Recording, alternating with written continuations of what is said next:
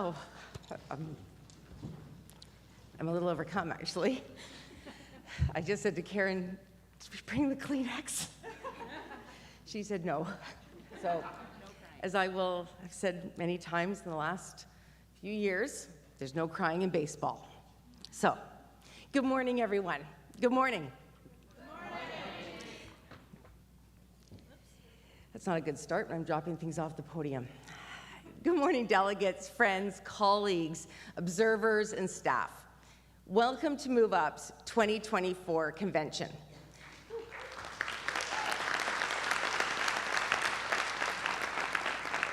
I just want to quickly say something. How about our new Secretary-Treasurer, Brenda Chu, for taking on chairing our convention today?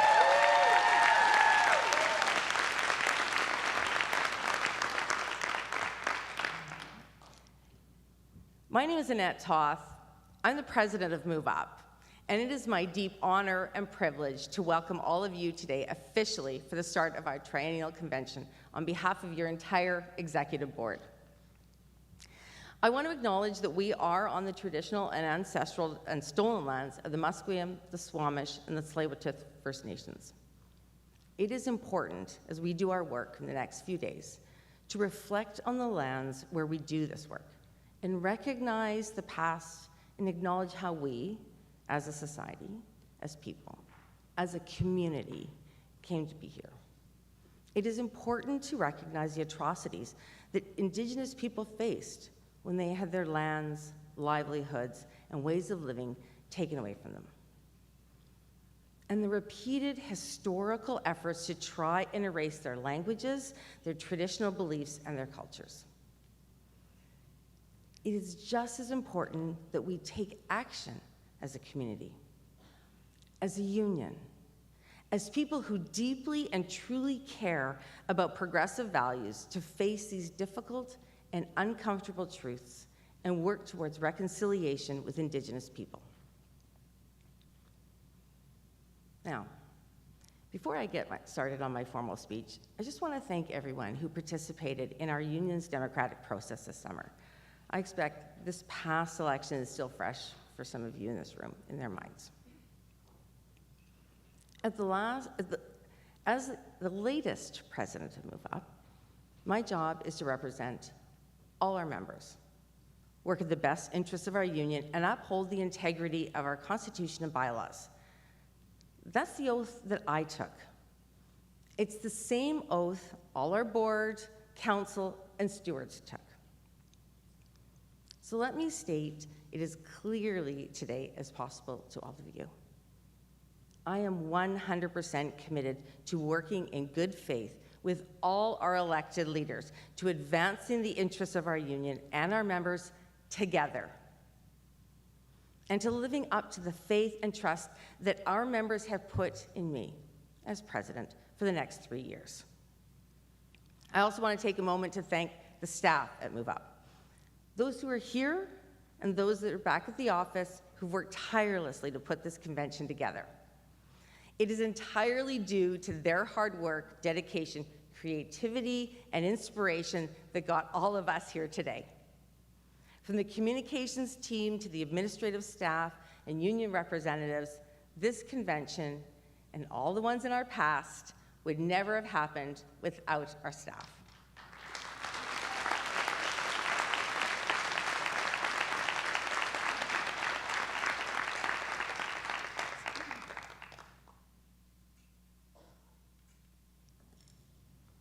Of course, the work of our union doesn't stop when we are planning a convention. In fact, far from it. So I'm also incredibly grateful for all the staff that are working right now, whether they're directly involved with this event for the next few days, or if they're back at our office or out on the road supporting our colleagues and friends. They are really the unsung heroes of our union.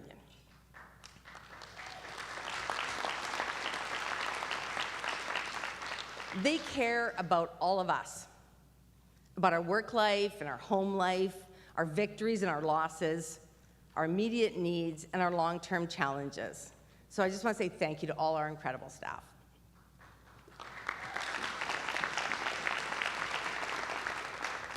Now, if you see them on the convention floor, because some of them are working here today, or out in the foyer, feel free to say hi, share your appreciation, of course. And many will be stopping by over the coming days to say hello and to also listen on our deliberations. There's one group of staff I want to point out is our communications team, who you're going to hear from later on today when they give their report. I want to acknowledge them in particular for the work that they have done on branding this entire convention, including all the beautiful signage that you saw, the decorations when you arrived in, things like yesterday's caucuses sessions and you arrived today, but also their work in that introduction video, the convention app, the newsletters, just so much more. So thank you to the communications team, and maybe some of them could wave their hands so you know who they are.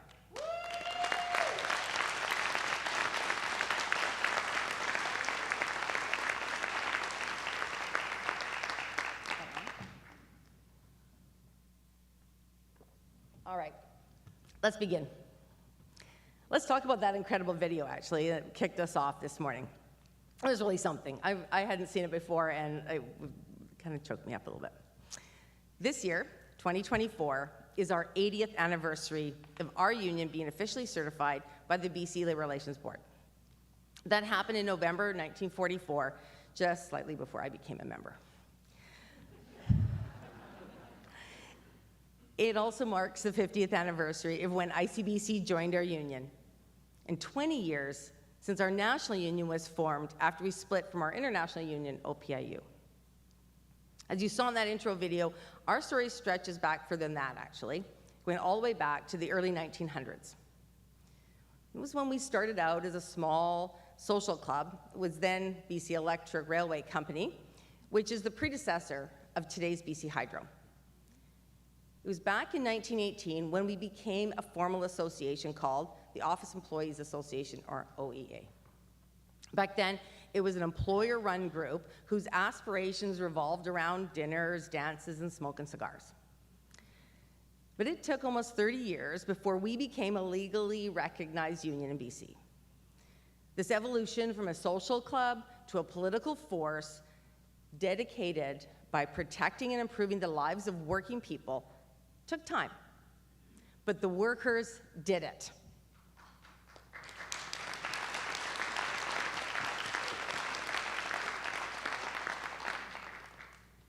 As you've seen, the theme of Convention 2024 is building our future together. The key word in that theme, when we created it, is around together. But together doesn't mean just the people that you see up here on the stage. They look pretty good. Together isn't the people who are gathered in this room. All of you look great too. Together isn't even just the nearly 14,000 members that we have in our union. Together is about our entire community, the entire labor movement, but also about everybody who shares our community, our friends, our families, and our neighbors. So thinking about the video that we saw, I guarantee you're going to want to see it again and have a closer look at all those elements. And don't worry, I'm pretty sure our communications team will run it again for you to see either later, tomorrow, maybe even Saturday for you to watch it. But as I watched it, there were two things that stood out for me. First, seeing all the photos of the past and present members float by across the top. And second, was hearing the voices of our actual members in that video. Some of them are in this room, actually. But watching the animation, that's what made me reflect on the ideas, really, of togetherness. The video is a story of our union. It's where we began, it's where we've been. It's where we are now and where we are going together. Our story includes the old BC Electric building and when we joined the Canadian Labour Congress, to our many, many name changes, our blimps, our many campaigns, strikes, lockouts, and rallies. Our Take Back the Power mascot, Megawatt, and Peter and Murray Corin, two heroes of our history. The story also showed what was taking place in our community and in our labor movement. The Great Depression, the Komagatamoru incident, the Japanese internment during World War II, the progression of different people earning the right to vote, such as women, and let's be honest, initially it was just white women, to Chinese Canadians and Indigenous people, the destruction of Hogan's Alley, Operation Solidarity and Expo 86, the hate bombing of Little Sisters Bookstore, gay marriage legalization, the election of the first NDP government under Dave Barrett, and BC NDP governments in the 1990s. But also the attacks on workers under the BC Liberals, where many of you will remember the virtual decimation of our party, before they returned to power in 2017. Modern treaties like the Niska Treaty or the Delgamuukw decision, and that found the provincial government had no right to extinguish the rights of Indigenous people to their ancestral territories. These are just some of the points in time that you see in this video, which of course can only cover so much. There's a lot more that we actually didn't include, moments that shaped the world and shaped our union as we grew. Things like the struggle of the Wet'suwet'en people fighting to defend their land, or the adoption of the Declaration of the Rights of Indigenous Peoples Act, or closer to our union, the construction of the Site C Dam. All of these events happened in and around the time that our union was also growing and adapting. And all these moments shaped our society, shaped our communities, and shaped our union. If we didn't have members like Peter Corin and his bravery to advance same-sex marriage and 2S LGBTQAI+ education, if Peter hadn't pushed this union forward on issues of equality, would we have done the bold work that we did later on around the All Blood is Equal campaign?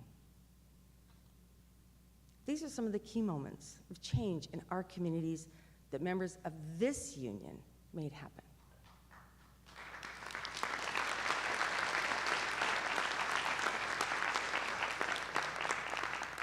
If unions and the BC Federation of Labour had never pushed all those years ago for the 8-hour workday, imagine what the discussions around workload would look like today when we're at the bargaining table. If the labor movement, our union included, doesn't step up now to motivate working people to get out and vote in their best interests, and I'll say it, re-elect a BC NDP government in this province, how many of us might not be in this room in 3 years from now because our jobs will be lost to privatization? If we had failed to come together as an entire labor movement back in 2017 to get rid of BC Liberals, I can tell you almost half of us in this room wouldn't be here, those of us that work at ICBC. ICBC would have been privatized, folks, sold off for pennies on the dollar, and 5,000 of our members, people including myself, our Secretary-Treasurer, and 6 of the folks that you see up on this stage, would all have lost our jobs, as well as about half the delegates in this room. That's not an exaggeration. Remember Accenture? Hydro members? Remember Accenture? I'm going to talk about that later. That could have been our reality if we didn't come together in 2017 and work together for that common goal. Because we're not just workers at ICBC. We're not just workers at BC Hydro or Fortis. We're not just the folks in public transit or at Capilano University or in credit unions or taxi companies or those that work in union offices, social justice organizations, the car rentals, gaming, and so on. We are a community. We often get asked, I often get asked, why our union and others like ours devote so much attention to politics. Folks, let me tell you, unions are political. The labor movement is a political movement, and having a progressive government in place makes a real difference when we go to the bargaining table and we fight for your next collective agreement. Having a progressive government in place can be the difference between your job existing and not existing. It can be the difference between caring for others and, caring for just yourself. It is the difference between just surviving and thriving. Raise your hand. How many of you in this room are BC Hydro and remember the early 2000s? How many of you? There's not that many left. Wow, raise them up high. Talk to these folks. They'll tell you what it was really like. Shortly after the BC Liberals formed government, that was when jobs at BC Hydro were privatized and outsourced to Accenture. It was one of the most disastrous 15-year experiences we've ever witnessed, not only at BC Hydro, not only within our union, but honestly for everybody in this province. The sad part for our members who were part of that outsourcing is that the wages that they lost, that they wouldn't have lost, the outsourcing didn't happen, and they'd remained part of BC Hydro, well, those wages will never be recovered. The impacts to their pensions and ultimately their retirement security will never be recovered. The BC Liberal government at that time also claimed outsourcing all those jobs would save BC Hydro $250 million. It's a pretty big number. But how much money did it actually save the public in the end? Calvin Jonas will remember, not one dime. Not one dime. But in 2018, after 15 years of hard work by this union, those outsourced workers were repatriated back to BC Hydro. How many of you were impacted by that?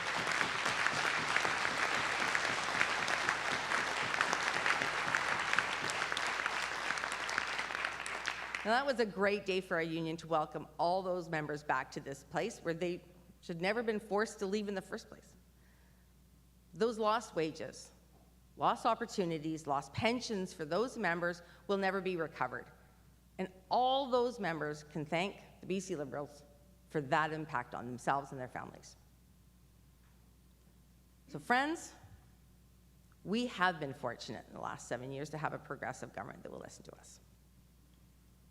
They might not always do everything we want, but they listen. And that's a lot more than we can say when we had to deal with the BC Liberals in the past. My folks, I have to be honest with you all, I'm pretty worried right now, because I'm afraid that history is repeating itself. So, I'm pretty passionate about this, and I'm going to tell you all. We must come together in October and work really damn hard to make sure that we re-elect the BC NDP. Because, folks, the stakes for our colleagues, our friends, our comrades are just too high. If we don't, we could be back in a position where 5,000 jobs at ICBC will be on the line. We'll be in a position where the public sector workers will again be targets of cuts, layoffs, and privatization. We will be in a position where union rights will be weakened, just like you see in other provinces, just like you see in other areas of the US. And these cuts will impact our members, including those in the private sector as well.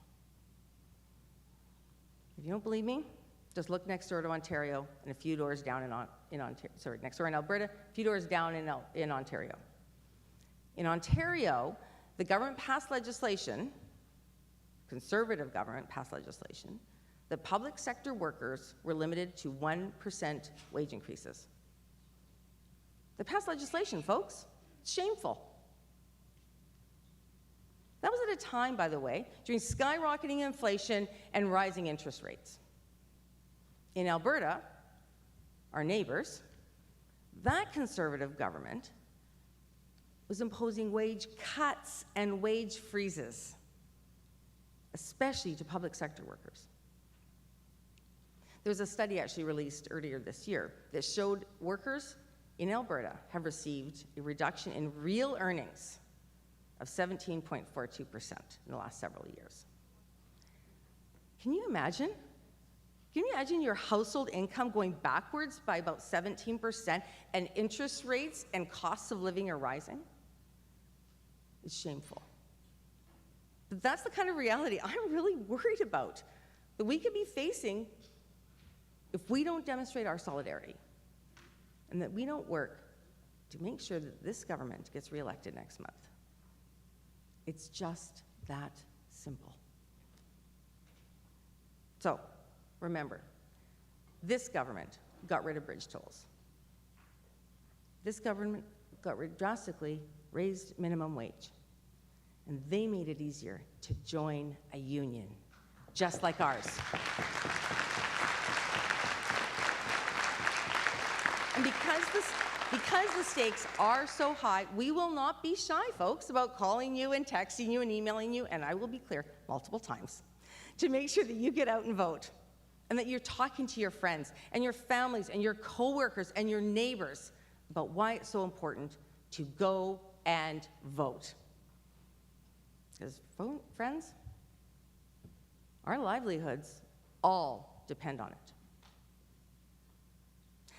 Just past Tuesday, we had the privilege of hosting a telephone town hall with our members across BC, and it happened to fall on the night where Kamala Harris was debating also Donald Trump. We were worried it was a bit unfortunate timing, but our members were very engaged, and I was very excited, and I want to thank Lori Mayhew for hosting that for us.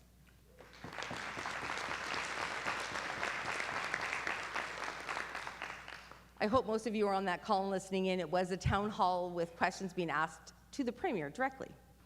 I want to thank the Premier for doing that, for taking the time to come and answer our questions. It was really inspiring to just see so many people right across this province asking some pretty great questions. Really well done. And by the way, the Premier is also coming tomorrow to talk to us again and wants to hear your questions. That's what it means, folks, when we talk about having a progressive government. They want to listen to us, and they want to talk to us, because they also care about our communities, and they care about us.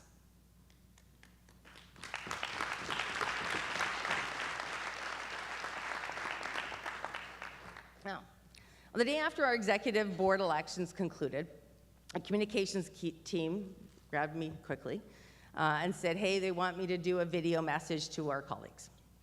In that message, on behalf of our executive board, I thanked our members for putting their trust in all of us to be the caretakers of our union. As we navigate our way through the next 3 days of convention, I want all of us to remember that this is why we're here, because all of us in this room are caretakers of our union. MoveUP is a very diverse union, not just the workplaces that we have our backgrounds and our experiences. And having that diversity within our community is a strength. It means we have different voices, different ideas, different ways of seeing our world, different ways of understanding our community. But we are the caretakers of our community. So I hope we all remember that. Because the ways that we care for our union and ensure we are moving forward together is through the principles of our mission and our vision and our values. Our mission, vision, and values, which was developed by the Executive Board 2 terms ago, reminds us that while we might have different ideas on how we want to get there, what we want to be, our end goal is a shared one. If you don't have them memorized, and let me remind you what they are. Our mission is to unite professionals to champion and advance the rights, dignity, and respect of all workers. And our vision is by organizing and mobilizing workers to strengthen our rights and pursue justice, MoveUp is the union of choice. And our values. As a progressive union, we provide a supportive and respectful workplace that enables the best performance of each staff member so that together we can activate our members, protect workers, promote solidarity, build a more just society, and remove barriers to inclusivity. So how can we put our mission, vision, and values into action? For me, I see 3 core priorities. The first priority is to bargain the best collective agreements that take care of our fellow members. Talked earlier about the importance of solidarity with the rest of the labor movement. Solidarity and coming together collectively has a real effort on how we can gain the bargaining table. Because public sector unions came together, we were able to get a historic wage increases for those workers that were linked directly to the cost of living. And this carried over to the efforts we were able to bring to the bargaining tables for our private sector units, because we were able to demonstrate what was possible. We need to provide our staff with all the tools that they need to do their best work for us. That includes making sure we've got enough people, that they got enough support to do the work that they do for us. That means investing in our staff. And it means investing in recruiting and training more activists, job stewards, executive counselors, who can support the work of the reps and bring the voice of our coworkers to the bargaining committees. The second priority for me is to build community. And you've likely heard me use the word community a lot today. That's because I have long believed unions should be a community of workers. I want our members to be proud to be part of this union. I know I sure am. I want them to think of themselves as a union member first and an employee second. I want to make it possible for more members to get involved with our union and to break down barriers of inclusivity where they exist. And I expect you want that too, or you wouldn't volunteer your time or energy or passion to our union. To be a better, stronger community, we need to welcome people to our union through all sorts of activities, such as new hire welcome, social events, recognition of their special events in their lives, work site visits, one-on-one chats, and organic connections. We need to provide new and young members and their activists opportunities to take part in conventions, seminars, and conferences where I can tell you an incredible amount of learning takes place. I want our members to feel engaged, connected, and involved in MoveUp, and I think you want that too. Because building our community is going to take all of us. And finally, the third priority is to listen to every voice. Now, with the membership of 14,000 people, I know we can't have 14,000 individual conversations. Personally, I'd love to sit down and just talk to everybody, but I don't think that's quite realistic in doing that in 14,000 people over 3 years. But what is realistic is to have a mobilized team of stewards, 1,400 strong, who can talk to members, connect with them, share their values with them. Imagine that. One steward for every 10 members. Today we've got about 570 stewards. Close to about 1/3 of them are registered to be here. But just imagine the power of listening that we could do if we had 2 or 3 times that many stewards. It would really be awesome. So I'm calling on all of you to really get out the effort to recruit more stewards.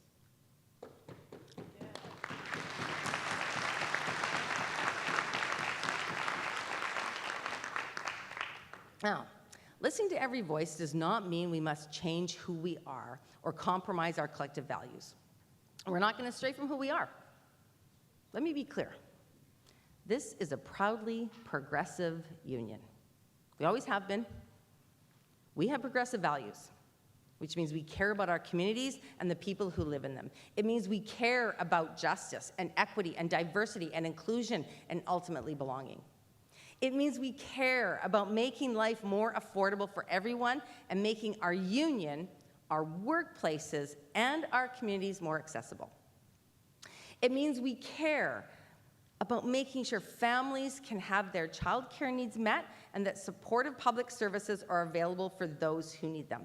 It means we care about the dark truth and the need for reconciliation with Indigenous people, about the rights of the 2S LGBTQAI+ communities, about eliminating racism, about equal pay for work of equal value, about everybody deserving healthy and safe workplaces and security standards regardless of where they work, where they live, or who they love.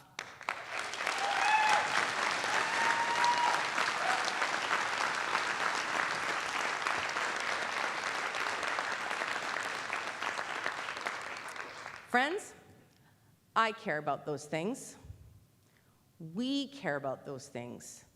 This union cares about all those things.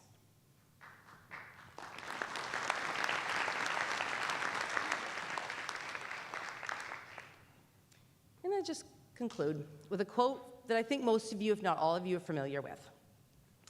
And it nicely pulls together who we are and what this union believes.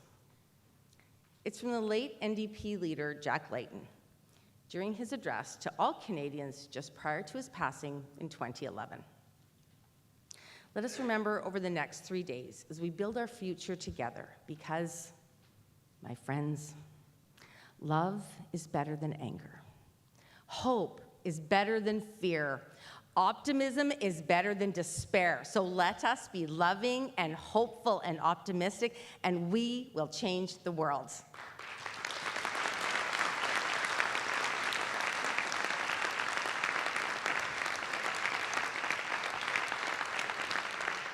My friends, we can do this because we can do it together. Thank you.